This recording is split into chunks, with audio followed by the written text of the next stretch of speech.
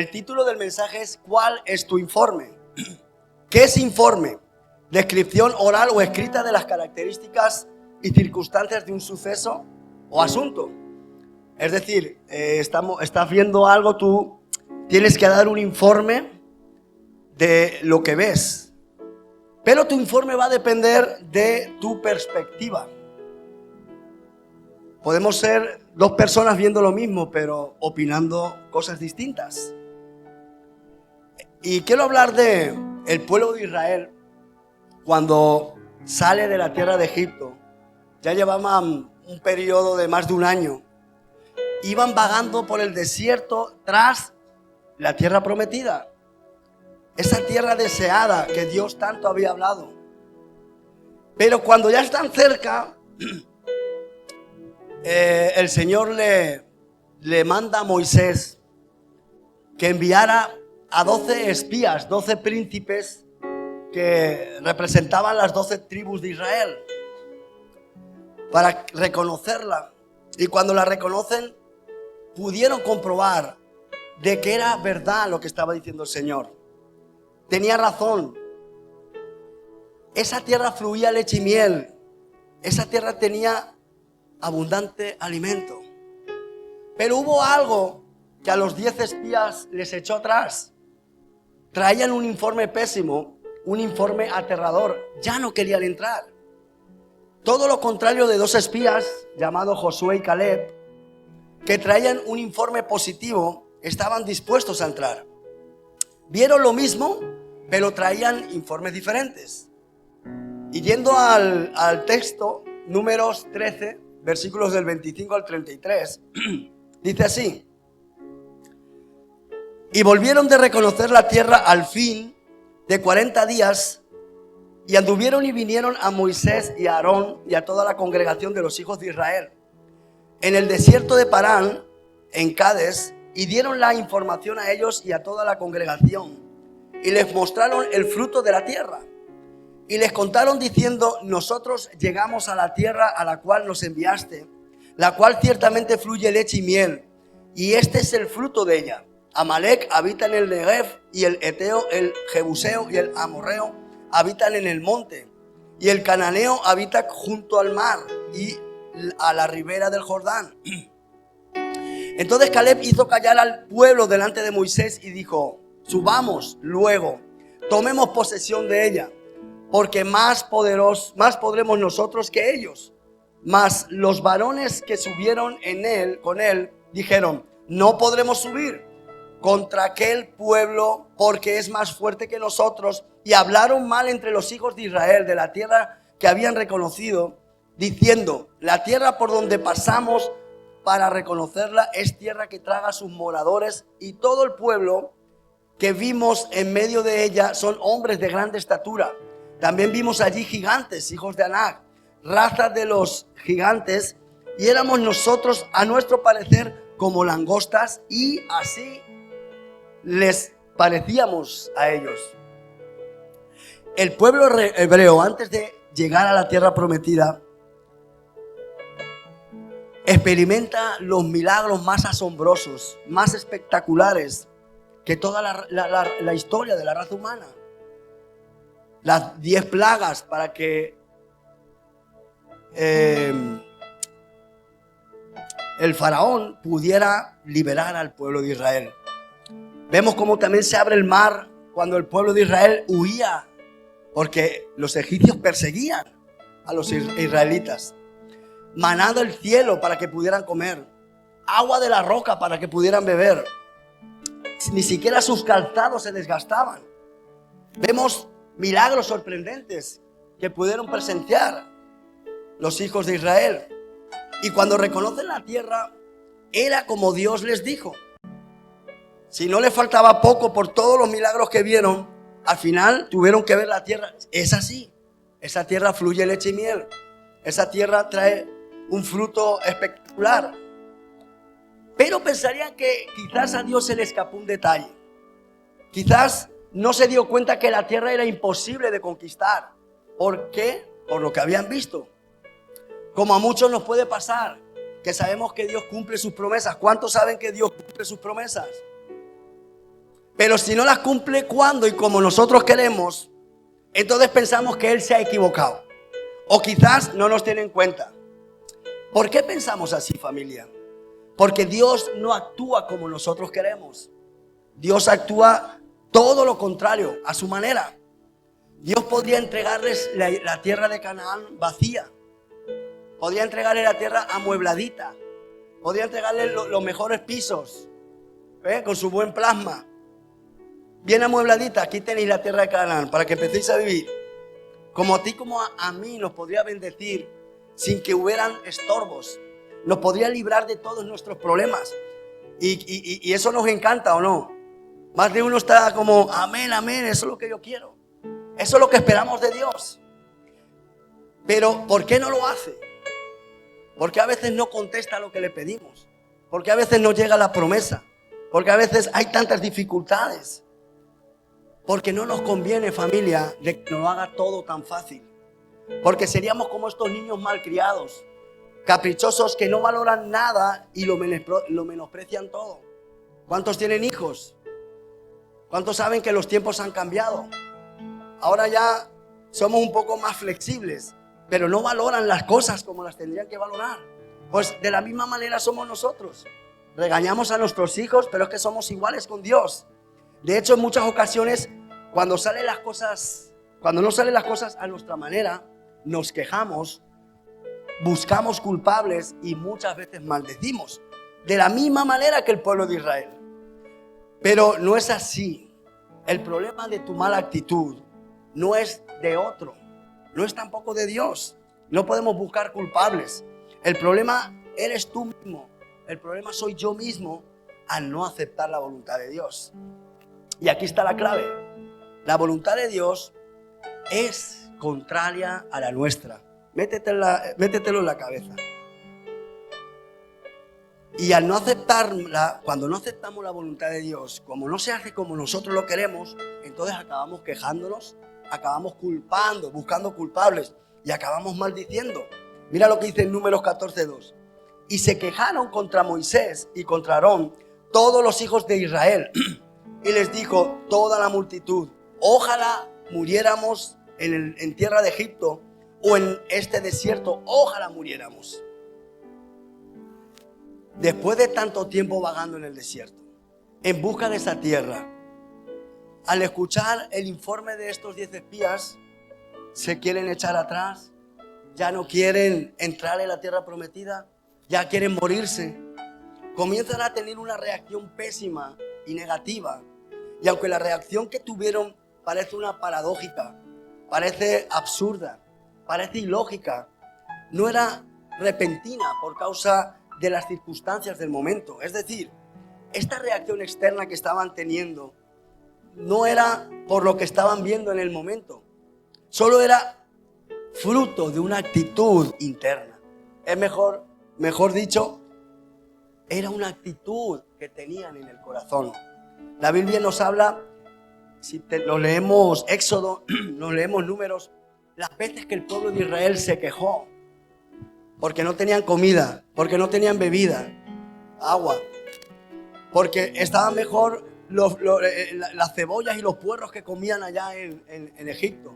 Murmuraron también contra Moisés, se quejaron, idolatraron incluso con un becerro de oro. Vemos tantas malas actitudes que tuvieron. Se quejan por todo. Aún experimentaron milagros increíbles. Seguían quejándose igual, seguían culpando, seguían maldiciendo. No cabe duda que lo que el pueblo de Israel tenía era incredulidad, tenía poca fe. Iglesia, si yo te pregunto ahora, ¿cuántos de aquí han salido de su país? ¿Cuántos han salido de sus tierras? Yo, por ejemplo, soy español, pero bueno, salí de Valencia aquí a Cantabria. Yo me he quejado. ¿Cuántos se han quejado? ¿Cuántos han buscado culpables por haber salido? ¿Cuántos han llegado a maldecir? Voy a ser claro. ¿Cuántos se han desanimado o han querido tirar la toalla desde que han decidido seguir a Cristo? Porque parece que no se les ha solucionado los problemas. Parece que ahora se aumentan más los problemas. ¿Cuántos hemos querido tirar la toalla? ¿Cuántos hemos incluso pensado, esto de seguir a Cristo, no sé, no es lo mío? En algún momento todos hemos reaccionado como los israelitas. Ellos no son un caso aparte. Porque seguir a Dios, familia hermosa, no es fácil. Porque rompe todos los esquemas de nuestro razonamiento, de toda nuestra lógica. Es decir, todos nuestros planes, proyectos, anhelos, todo nuestro yo se hace a un lado para que la voluntad de Dios se cumpla.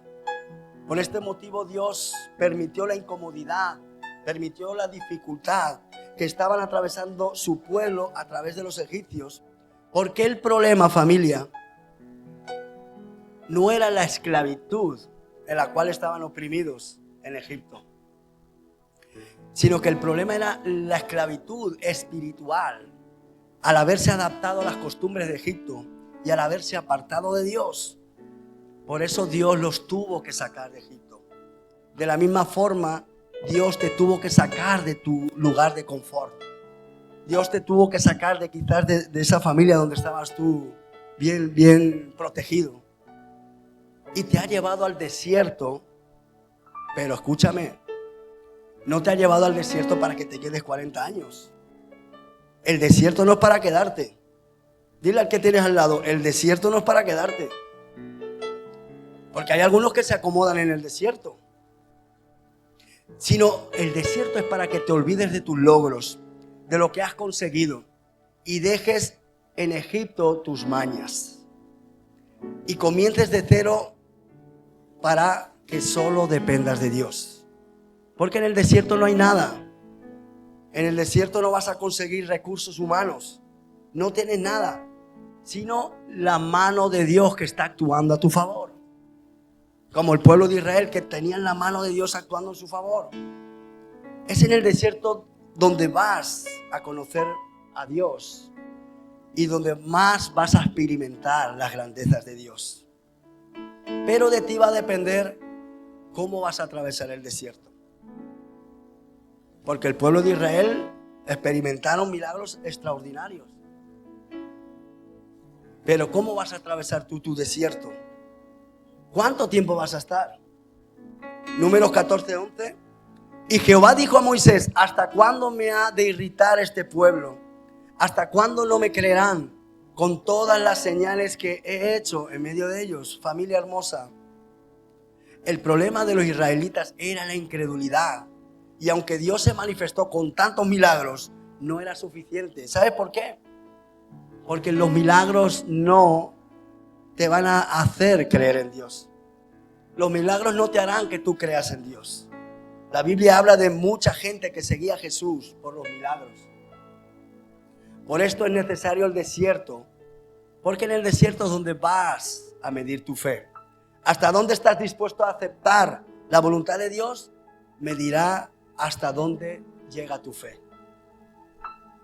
Ahora, amada iglesia, la voluntad de Dios nunca la vamos a entender. No le busques lógica a la voluntad de Dios. Pero si creemos que la voluntad de Dios es buena, agradable y perfecta, la vamos a aceptar. Y cuando aceptemos la voluntad de Dios, estaremos preparados para entrar en la tierra prometida. 12 espías fueron los encargados y responsables de dar informes de la tierra prometida. Los 12 vieron lo mismo. Había buen fruto. La tierra fluye leche y miel. Habían gigantes. Habían murallas. Estaba fortificada la tierra, las casas. Entonces, ¿cuál fue la diferencia de unos a otros? La perspectiva que tenían de la situación. Podemos estar mirando lo mismo, podemos estar viendo el mismo panorama, pero tener una perspectiva diferente. Podemos estar pensando distinto. Si yo puedo opinar, como en Cantabria llueve mucho, qué pereza. No puedo aprovechar tanto el verano. Siempre está nublado. Yo que soy valenciano, acostumbrado al caloret. como decimos allá. Y de hecho me he quejado mucho. Pero quizás otro viene y me dice, en Cantabria llueve mucho. Por eso tenemos la tierra tan hermosa. ¿Cuántos creen que Cantabria es hermosa? ¿Cuál es tu perspectiva? ¿Cuál es tu informe de esta tierra? Según mi creencia y mi convicción dependerá mi opinión. 10 espías se creían incapaces de entrar en esa tierra por la dificultad. Tenían miedo de morir en manos de los gigantes. Números 13, versículo 31. No podremos subir contra aquel pueblo porque es más fuerte que nosotros. Y habían 2 espías, Josué y Caleb, no dudaban en poder entrar en la tierra. No tenían miedo a los gigantes. Números 13, versículo 30. Subamos luego, tomemos posesión de ella, porque más podemos nosotros que ellos. Los 10 espías tenían las expectativas erróneas al plan de Dios por no aceptar su plena confianza en Él, por no depositar su confianza, es decir, por la falta de fe. Recuerda que la fe no es por lo que vemos, la fe es por lo que creemos. Para que no nos vengamos arriba, no nos creamos autosuficientes, ni nos llevemos las medallas. Dios no nos lo deja tan fácil. Ese es el motivo. Iglesia, quiero regalarte este bombazo. Para los que estáis apuntando, el problema de los 10 espías no eran las ciudades fortificadas, no eran los gigantes de aquella tierra. El problema no estaba afuera, sino estaba adentro.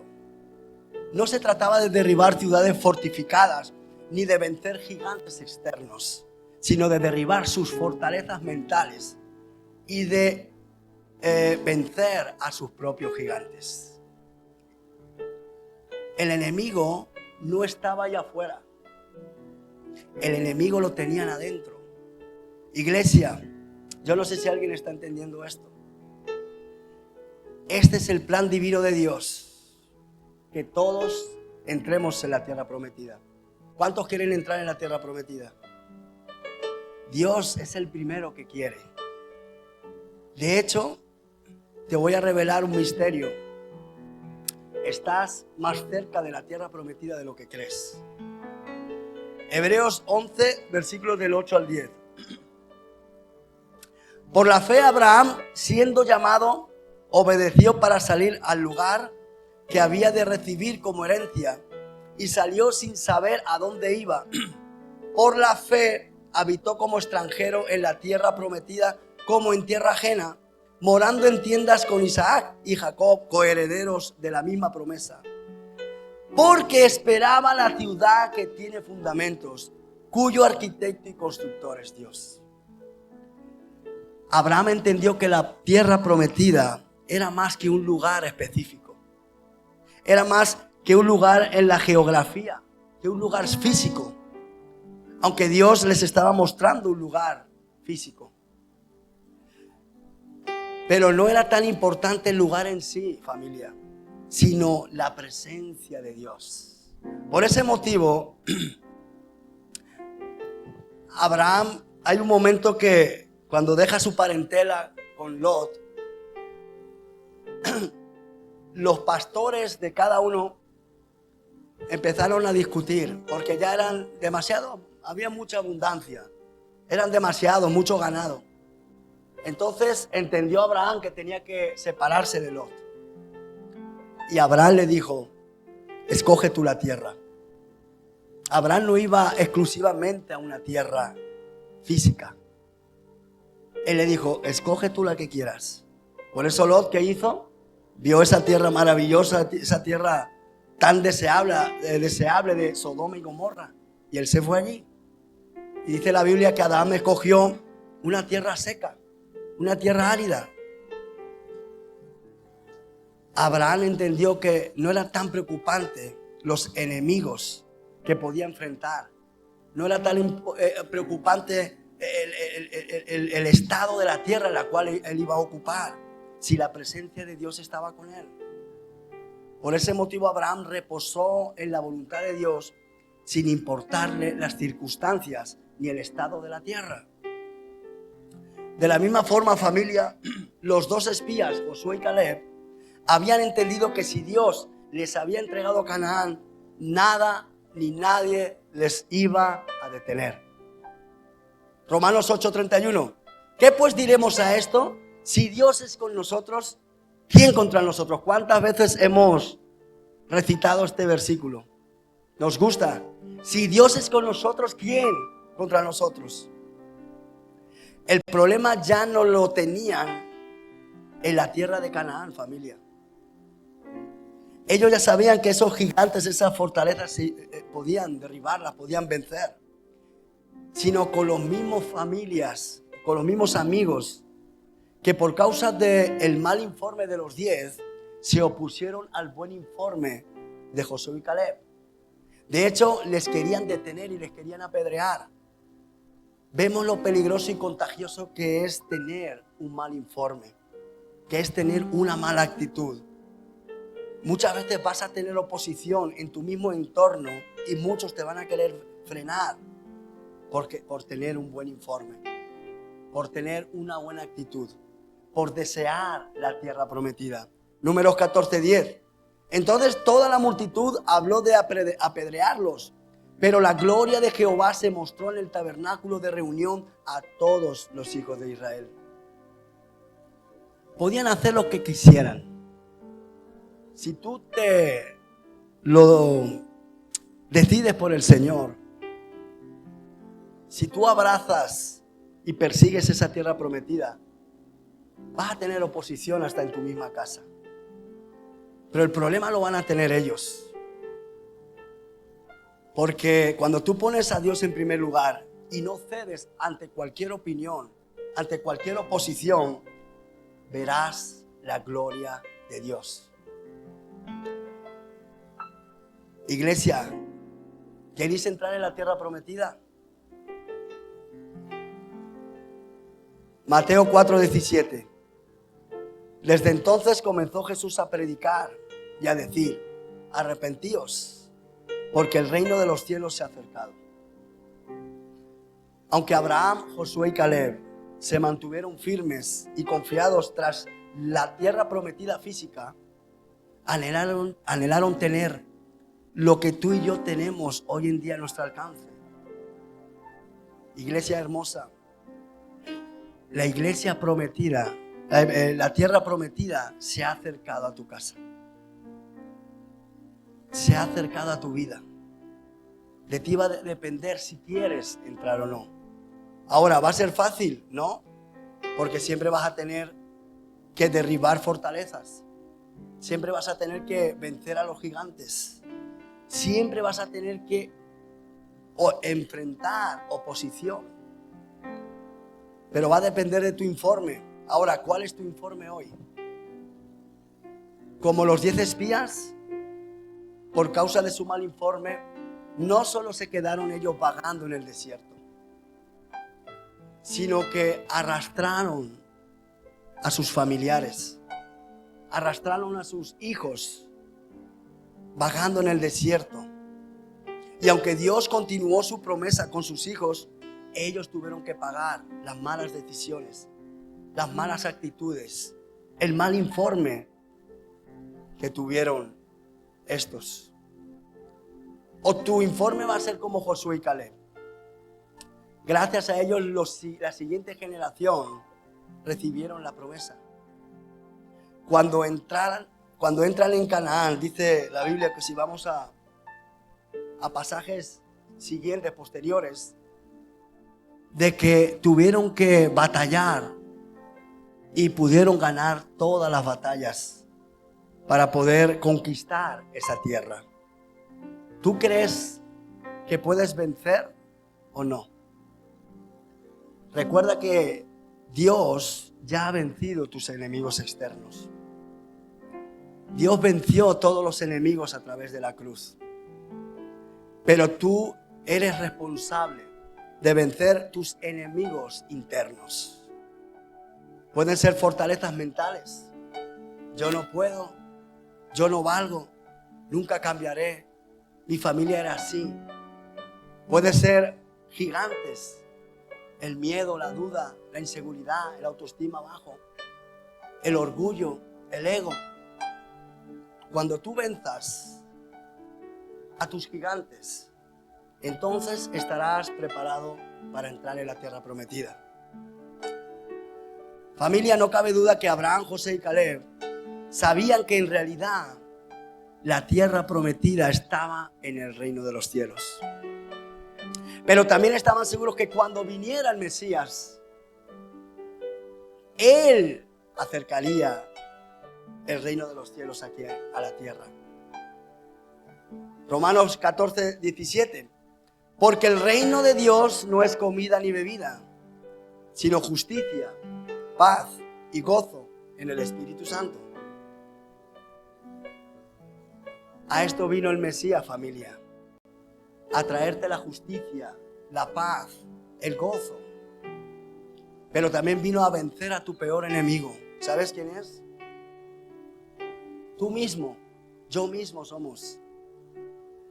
Para que podamos reposar en su voluntad, pase lo que pase. Para llevarnos de victoria en victoria, de gloria en gloria. ¿Por qué no nos ponemos de pie? Yo quisiera que aquellos que han venido con sus familiares, hijos, los que no han venido con familiares, uniros con gente que conozcáis, gente si pertenecéis en un grupo casero, que os cogierais de la mano.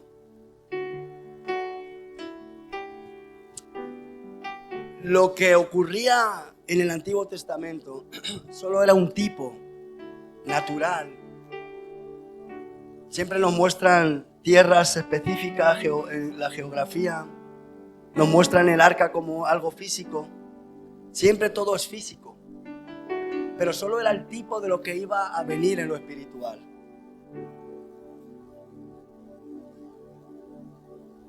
Cuando Jesús dice, arrepentíos, porque el reino de los cielos se ha acercado. Eso quiere decir que la tierra prometida se ha acercado. Y por eso Jesús dice, el que quiera ser mi discípulo, niéguese a sí mismo. Porque si tú no vences tus gigantes, si tú no derribas tus fortalezas mentales, no vas a reposar en la tierra prometida. Quizás vas a ser salvo, yo no digo que no. La diferencia es que puedas vivir.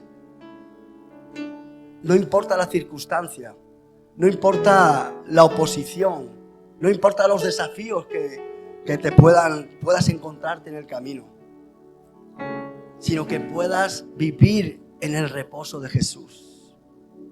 Por eso los fariseos confrontan a Jesús y le dicen, ¿por qué tú sanas o por qué tú haces en el día de reposo? Esos días son días sagrados. Y Jesús le dijo, yo soy el reposo. Yo soy el Señor del reposo. ¿Me estáis entendiendo? Jesús ha traído en sí la tierra prometida. Y la tenemos a nuestro alcance. Pero nuestras quejas, buscando culpables, maldiciendo, es como que le decimos, creemos en ti, pero no te creemos a ti. Porque Dios, permite que te diga, le duele nuestra incredulidad. Le duele de verdad que seamos incrédulos, porque todos tenemos algo de incredulidad. Porque si entendiéramos que nosotros, es que ya no hay un templo donde pongan el arca. A ver si me explico bien. Es que nosotros somos el mismo templo del Espíritu Santo. Es que nosotros somos el mismo templo donde La misma presencia de Dios está en nosotros. El reino del cielo se ha acercado, está en nosotros. Solo es creer y confiar en Él, aceptar su voluntad y vivir en el reposo, vivir en Cristo, que es el Señor del reposo. Y nuestro informe será diferente. Y nuestro informe será el que determinará nuestros hijos dónde van a pasar el resto de sus días.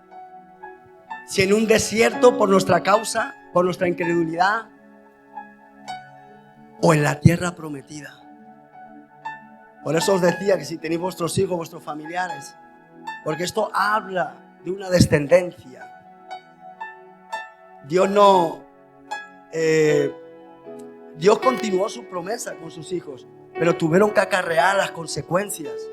Estamos a tiempo hoy, familia, de vivir una realidad, el misterio que el Señor nos está dejando. Olvídate, es necesario que tú tengas que pasar el proceso. Es necesario que tú tengas que atravesar un desierto. Es necesario. Necesitamos ser forjados, necesitamos ser moldeados. Necesitamos vencer nuestros gigantes, nuestro yo. Niégate a ti mismo, toma tu cruz y sígueme, dice el Señor. No te está pidiendo más que te esfuerces o que hagas cosas excesivas. Acuérdate que le decía a un Jesús cuando estaban Marta y María. Marta era una gran servidora. Marta era una gran servidora. Servía, y qué bueno por los servidores. Tenemos que ser servidores. Pero lo que entendió María era que mientras estaba Jesús, lo dejaba todo para estar en su presencia. ¿Me estáis entendiendo? Por eso Jesús le dijo: Marta, Marta, siempre afanada y turbada. Lo que ha tomado María no le será quitado. Porque eso es lo que el Señor está esperando de ti. Que tú puedas vivir en la presencia de Él. Y es ahí donde vas a estar gozoso. Donde vas a vivir en paz. ¿Por qué no cerramos nuestros ojos y meditamos? ¿Cuál es mi informe? ¿Cuáles son las batallas que tengo que lidiar? No son las externas. A veces nos quejamos que si mi suegra, que si mi esposo, que si mi mujer. ¿Qué te crees? ¿Que el Señor no sabe quién te pone a tu lado? ¿Será que está intentando que cambies tú?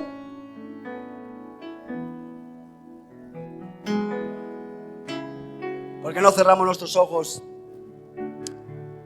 Quizás hay un tiempo que no sientes esa paz.